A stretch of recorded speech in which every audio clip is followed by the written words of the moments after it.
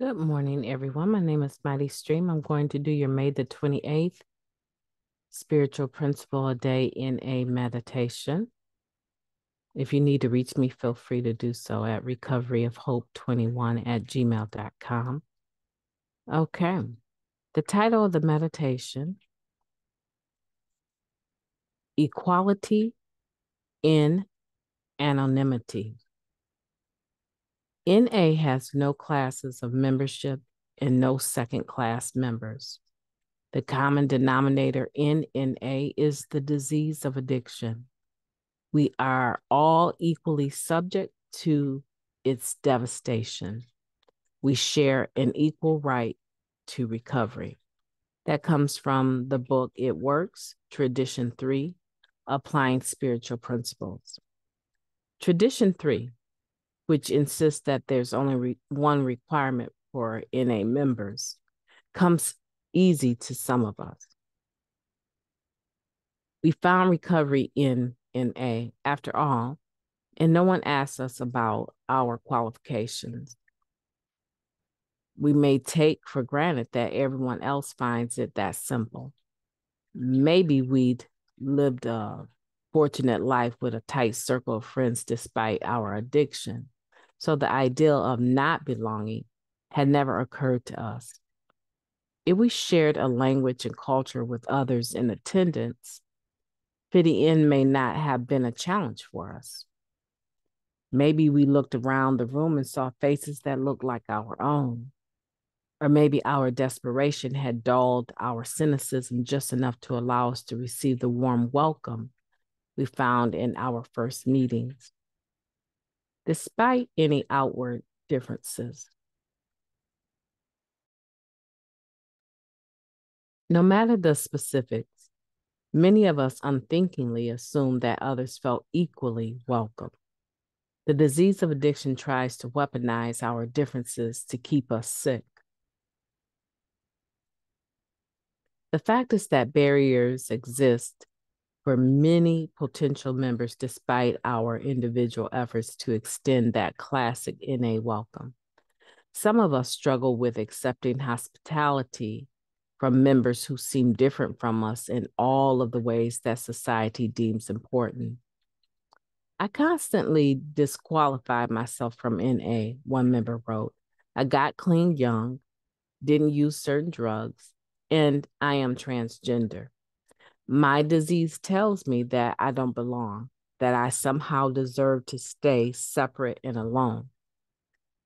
Before we set aside our differences, as practicing anonymity would suggest, it may be helpful to recognize that identification may be a little more difficult to come by if we don't yet see other members like ourselves in meetings. Established NA members do well to emphasize our common disease. Regardless of the specifics in our experience, using brought us all to isolation, shame, and degradation. Identifying on an emotional level is often a good place to start. Our common path to a better life is summed up by the NA message. Any addict can stop using drugs, lose the desire to use, and find a new way to live. The disease does not discriminate. NA must not either. Recovery is precious, so I will strive to make it more accessible by emphasizing our similarities and taking no addict for granted. Let's take a moment of silence, followed by the we version of Serenity Prayer. Moment of silence now, please.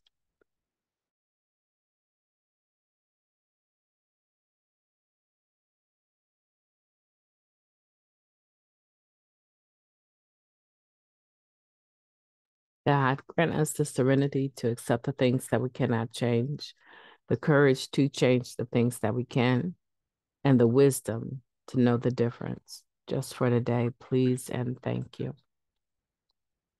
This is a beautiful meditation, one that I know people will fall on different ends of the spectrum as far as their own experience. and their own ability to apply the equality in anonymity. It's not uncommon for certain cultures of people to live obviously within the same communities, neighborhoods, and that in itself will oftentimes determine the majority compared to the minority in a meeting. Okay, so if I go to a predominantly Latino, meeting, it wouldn't be uncommon for me to hear maybe Puerto Rican, Spanish, Mexican, Cuban, maybe even a little Brazilian, right? It wouldn't be uncommon for me to hear different dialects of English, but possibly a mix between Spanish and English or just Spanish. It would not be uncommon for me compared to if I went to a meeting on the south side of Chicago. Predominantly, the people in that meeting would be African Americans. Or if I went to a meeting in Charlevoix, Michigan, predominantly the people in those meetings will be all white Caucasian, right? White Americans are Caucasian. So our diversity, right? Our ability to be diverse, our ability to recognize the equality and anonymity is a challenge for some people. Because we know that when we say tradition 3, the only requirement for membership is the desire to stop using. That's just the easiest example I can give you is to talk about various cultures and race, ethnicity, right? As an example. So for me, people are still kind of, interested to find out that by far predominantly my family is of mixed race. So we have all races of individuals that come together for family reunions or gatherings. And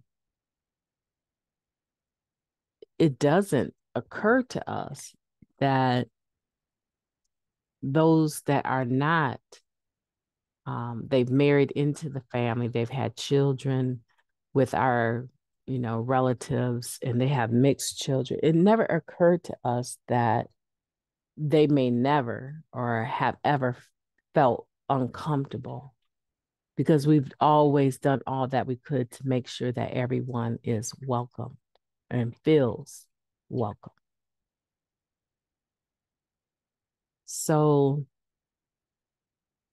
sometimes what happens is that, or has happened for me, I've been allowed to sit in on conversations with some of the women, Caucasian women that have married into our family, and heard their perspective and heard them express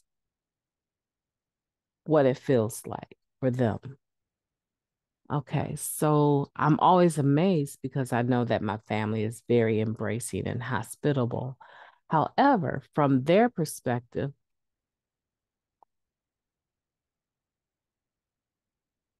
they have a right to see it from their own eyes.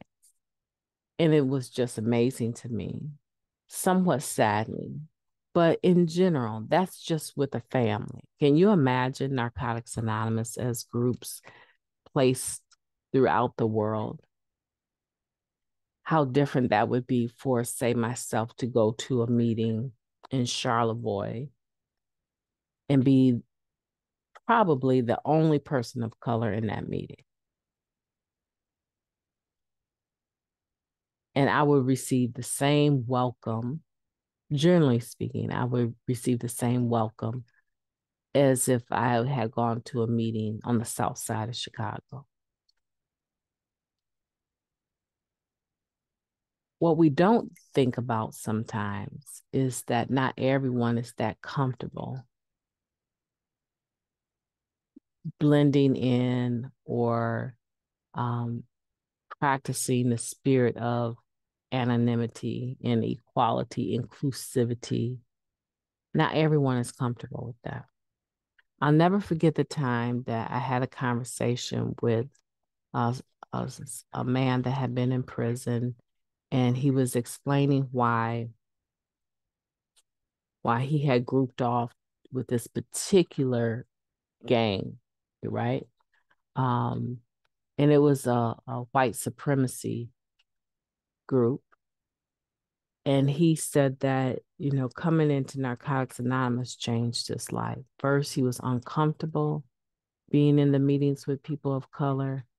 Then, as he began to hear and listen and identify that he also was an addict and needed to be there, he became more open to shares from people of color. Before he knew it, he had friends that were people of color. He never said his sponsor was a person of color, but he was just indicating how it was a process. And my heart just, it was amazing to hear that experience. And it endeared me towards him to hear his experience, and that he shares about it, but he doesn't share about it with everyone. Right? So here in this particular meditation, it is gently trying to approach some of the distinctions in cultures, race, ethnicity that exist, and remind all of us that not everyone is in the same place with the only requirement for membership is a desire to stop using. However, the fact remains that we're not interested in your race, religion, sex, creed, politics. None of that is of interest to us. What's of interest to us is that you have a desire to stop using and you're a member when you say you are. That's the only requirement, is that you have a desire to stop using to be a member. And then once within the fellowship and accepting your need for recovery and desire for recovery, surrendering to the process of recovery, all of the other things that you would find differences about yourself and others, now you're able to have an opportunity to practice the spiritual principles behind tradition 3, which is the same tradition that has you within the rooms being accepted. So it's hard to receive the acceptance and not give it. It's a given that no matter what your differences actually are out in the real world, that when you come in here, all of that is set aside. Does everyone do it perfectly? Absolutely not. But the disease of addiction does not discriminate. And NA must not discriminate either.